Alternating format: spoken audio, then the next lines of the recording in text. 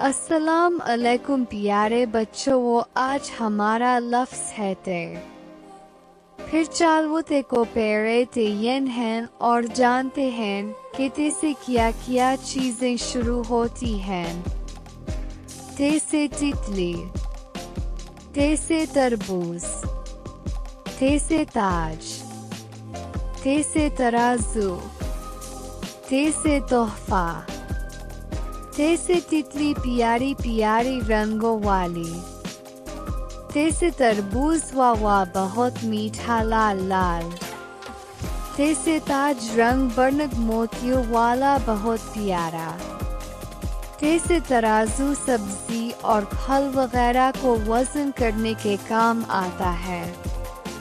ते से तोहफा अबू ने तोहफा दिया और बहुत प्यारा है वाह मैं आज मैं बहुत खुश हूँ।